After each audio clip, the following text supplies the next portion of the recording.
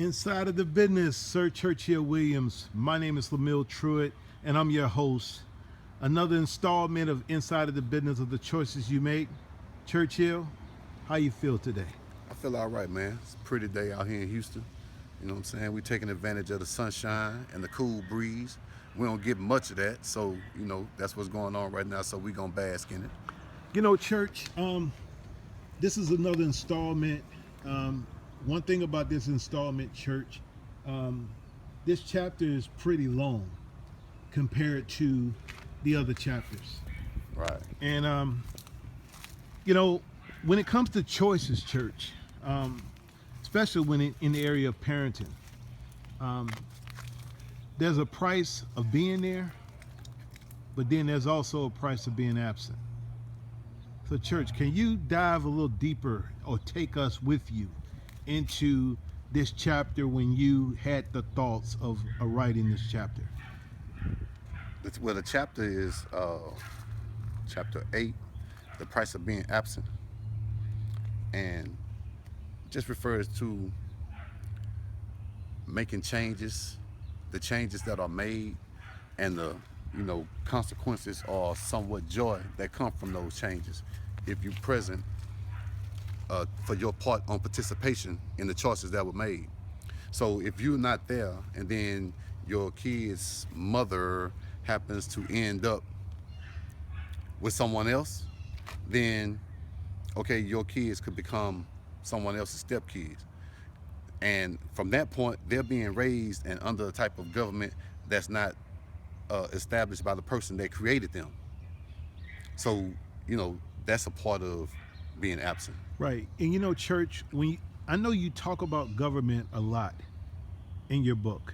Right. And I know government is important when it comes to building a kingdom, a mother and a father being in the household, children having the right example in the household, discipline being set in the beginning stages, like you shared with me how important that is in the beginning, Church. Right. But Church, you growing up in the Villa, Villa Americana, where very few daddies was present in homes.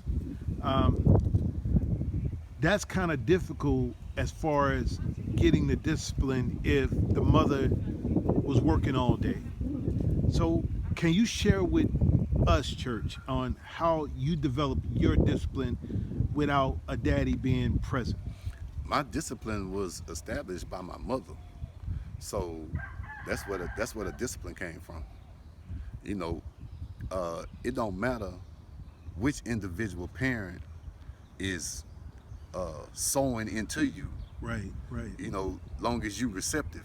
Right. And if they continue to, be repetitive in sowing that particular seed into your head, well then at some point, whether you're being receptive to it or not, it's going to be a part of your foundation. So when you are presented with these type of situations, well then you'll go back to your foundation and possibly either do what they said or find a way to remix it and make it better for you the way you want to do it yourself. But the problem would be if nobody is telling you anything. That's good, Church. So when there's not a father or a mother in the house, or whether they're present or they're not present, it's very important what they're saying to the kids, right, Church? Right. I mean, important to what you're saying to them, important how what they're seeing from what you, they're right? seeing from you, Right. and the way that you're presenting yourself to them, Right. and guiding them on the way that you want them to go. But Churchill, what is that price of being absent? Like from the eyes of Churchill, From being absent for who? the kids. When there's not a father in the household, or when there's not a mother in the household, like what are some of the things? What would be that path for a kid if he doesn't have the right example in his life? What is that pathway for him? He would probably end up, hate to say being a product of their environment, but like I said in previous chapters, 9 times out of 10 in a lot of cases, you're gonna be what you see. So at no matter what stage that is, you're gonna be affected by what you're seeing on a repetitive basis, because whether it's right or wrong, if no one's there to tell you that it's right or wrong, you just think it's normal.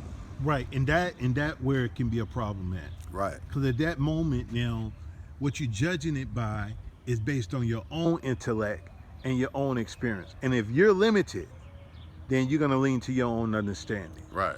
And But we know see, like that's when good. when my mom got married Uh-huh. and we moved over here, I was like, man, we about 5-10 minutes from, the VA and the dead end and all that where I grew up at. I was like, man, this cool over here. I had never even, knew this existed. Right? Right. So when I came here, I was like, okay, damn, this cool. I got over here, man, these boys I'm talking about way on a whole nother level than the type of stuff that I was dealing with where I thought it was bad at, But it wasn't bad, it was just normal. It was our normal. These boys was on some other stuff though. Churchill, I just want to, for a second, I want to just, I'm just looking at you, man, come on, looking man. at you, Church, and you're pretty sharp today. Yeah, and man. And you pretty much stay that way a lot. You real detailed about what you put on. But where did you get some of those qualities, Church? I mean, you just learn along the way as you see what you see. You pick it up and keep what you need and dispose of the rest. That's right. That's in conversation or anything. If you don't have no one in position teaching you, but you feel like you seeking knowledge, well then you need to ask. Right, that's You right. know what I'm saying? Right, ask the right question. Ask the right questions or observe the right presentation. Right. And whatever you take about from your observation, then it's up to you to apply it to your walk and see how it works for you with your own twist on it. Right. Churchill, you mentioned in the book about your grandparents, about your grandmother and your granddad, but your granddad being extremely mean Right. to the kids, but he provided a roof and did the necessary things as far as when it comes to being a provider. But you also talked about, that was a better example in not having anyone in the household, right? Right. To really look out for a kid without having the right proper leadership. But even though your granddad was in the household, you mentioned that he wasn't really present in the area of nurturing kids. Right. Well, my grandfather, he was mean. That's what people say. That's Churchill II. He was mean. That's what people say. But he was in position, being responsible for what he created. He had 3 sons. He was married to my grandmother till he died. And, the way he ran his government was the way he ran his government. However he decided to move forward with that was up to him. That was his decision. But he was the man of that house and it was the man of that family. He was a provider. Back in those days, those old guys didn't show love and were told that they were loved and all of that. So whatever he had that came to him is what he applied once he was in position to have his own family. So, everybody considered him mean because, if you went to him and needed him for something, well then you was gonna have to hear the speech. It make all the sense in the world to me. If you come and asking me for my money, shit, you gotta listen to my conversation too. Right. So you can learn how to put yourself in position where you don't need to be asking me for my money. You're probably mismanaging what you got. That's what I'm here for, to tell you that. Right. So Church, when it comes to step parents and being in a house with a kid that's not theirs, and they're challenged because of the fact, especially in the area when it comes to discipline, when it's time to discipline the child. A lot of times they don't feel that they have the right to discipline the child because biologically that's not their kid. What is your perception? What is Churchill's teachings on that? If I'm here being the father of the house and I'm the husband, well then I'm the step parent as well. And if I accepted that part into my life, into the marriage, well then I'm gonna conduct myself in that manner. If I signed up for it and I'm doing it, well then everything that come with that go with that. So it wasn't an issue. It's not an issue. It shouldn't be an issue of the parent being the father having to discipline the child, even though he's not biologically responsible for him, but he's responsible to him for raising him. Right. And anything he does wrong is going to be a reflection on that man's household. Right. Anything he does right should be a reflection of it as well. Right. But if the man is not allowed to enforce his government because the mother in her feelings that, you're not his biological daddy, Well, guess what? I'm here doing it. Where's Daddy at? So if I'm doing that, everything got to go just the same as if I laid down and made you myself, because the discipline, the teaching, the raising, the spending, all of that goes the same. If you sign yourself up for a situation like that, you're signing up for everything. Right, right. Yeah. That's good. Churchill, you also talked about how just because you change your address doesn't mean that your life is going to change for the better. Oh yeah. Can you go in a little deeper for us and give us some insight on Churchill's views on that right there? I mean, if you know when you're growing up in a certain situation, you don't know that the situation is bad if you don't have anything to compare it to. So once you have something That's to good. compare it to, well then from that point you'll be able to judge it. And all of the time I was just like, I know when I get in a situation I'm gonna do what I wanna do, how I wanna do it, and seeing all of these things along the way. Wow, that's good. Yeah. That's good. So Churchill, this neighborhood, what we're in now, tell us a little bit about this neighborhood. I mean, it's a cool neighborhood. I don't know nothing to tell you about it, because where I came from, I was always connected to that. So you moved over here at the age of what, 14, Church? Yeah, 13, 14. 13, 14. Yeah. And how was life? Because this is totally different than the VA, the Villa Americana. This is a lot different. This is would be kind of like a suburban area compared to the Villa Americana. Right. It was life. It was every day. I had a stepfather, so that was the first time that I was being introduced to living with a man and having to listen to what a man got to say, because for all the years prior to that, I had been the man at my house. I was my mama's man. So, I ended up having to listen to her real man, which was providing and paying the bills and stepping in and taking the stepdaddy responsibility for, what he signed up for. Right. Was that easy for you though, Church? Was that easy? It was just what I was supposed to do. So my mom had already like raised me. You know what I'm saying? So you just to didn't be you wasn't respectful. so you wasn't the type of kid that bucked against the step parent. Nah, I ain't buck against step parent. That's good. Nah. That's good, because now, but at the end of the day, like you say, you just fell in because your mom had already raised you to be respectful. Right. A lot of times that's rare, because in most cases, when a new man come into the household or come into the family, a lot of times the kids don't want that. Right. In the house. But see, all of that go on to the mama. You know what I'm saying? The mama got to be responsible for that. You got to get your kids in line and let them know that, okay, we finna get in a situation that's gonna change our life, upgrade our life. You know what I'm saying? You tripping about your daddy? Fuck your daddy. Your daddy ain't here. This man gonna be your goddamn daddy right now, and you gonna respect that. You understand what I'm saying? Right. Cause you worrying about your daddy ain't doing nothing. In my case, the only thing my daddy told me was just be over there and be respectful. So. And how important is it, Church, that the husband and the wife is on the same page when it comes to the kids? Man, it's very important.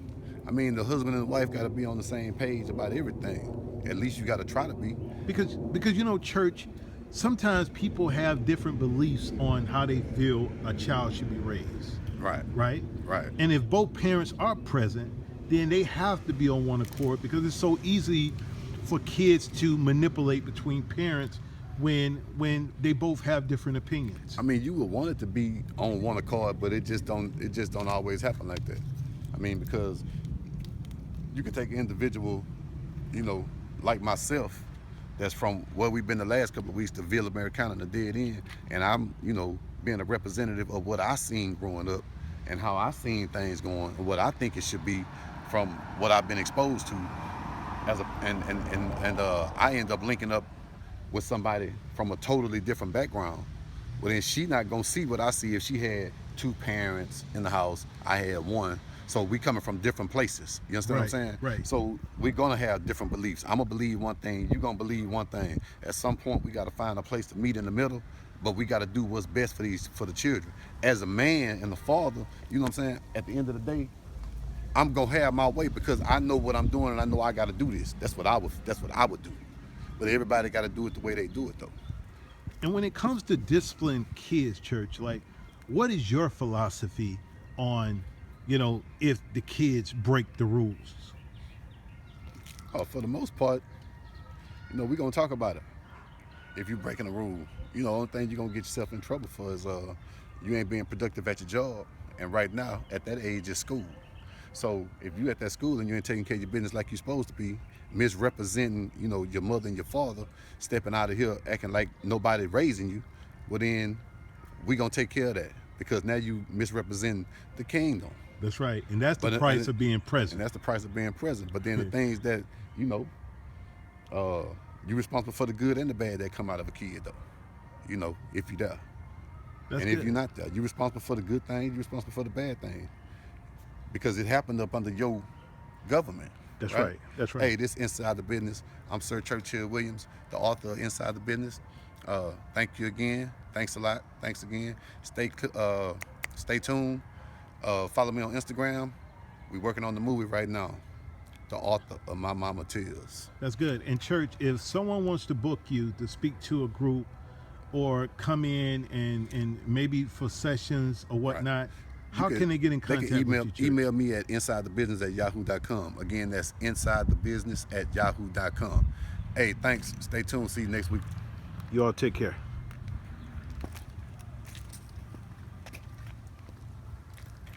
Inside the Business, baby.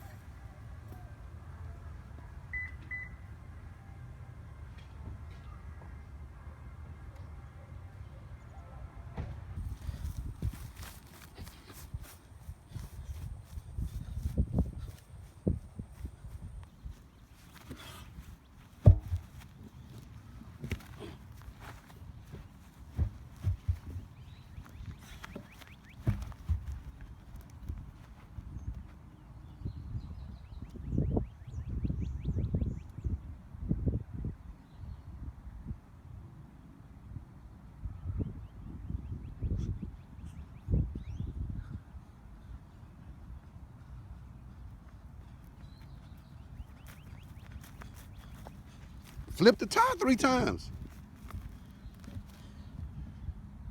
Let's go. Let's go. Don't stop. Push it up off you. That's the hard part of getting it up. Bend your knees, drop your ass. One more. Last one. Bend your knees, drop your ass down.